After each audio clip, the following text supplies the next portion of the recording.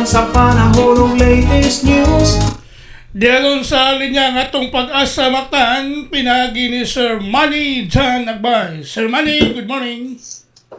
Yes, sir. Yan, good morning sa dog si mga sukintig paminaw. Mga kanina itong latest for the update para karong adlaw Merkules sa April 29, 2026. Padayon ka po nga nagpusalabi ang Easterlies din sa Visayas o kapil na sa tibok na sa nagawasan ng Easterlies. So far, wala tayong nakita ng cloud cluster nga posibleng mahimong low pressure area either sa sulod or gawa sa itong Philippine Area of Responsibility.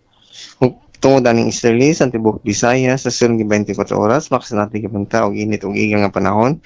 Gawa sa lang kung mga isolated na mga ulan o mga thunderstorms, labi na sa udto gabi. Ug para sa kaimtan sa atong hangin ug karagatan dinhi sa Sugbo in terms sa hangin kay makas natitaw hinay ngadto na sa kasarangan nga hangin nga nagagikan sa silangan ngadto na sa miyanang silangan di na balod sa atuang karagatan hinay ngadto na sa kasarangan ang mga pagbalod or 0.6 to 1.8 meters ang katason sa balod.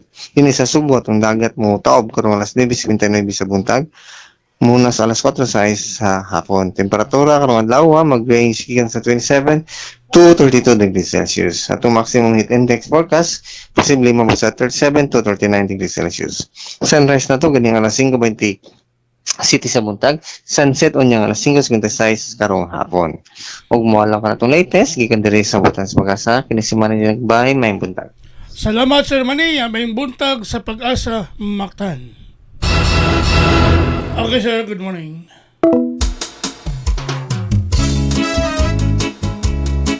Inyo gadabate katong dagan sa kahimtang sa panahon nining adlaw gam Miyerkules.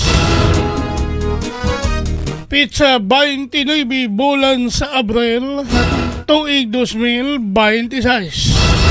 Pinagi ni Sir Manny John Agbay ang atong weather specialist gikan sa Pag-asa Mactan nga nagato sa atong dagan sa kahimtang sa panahon.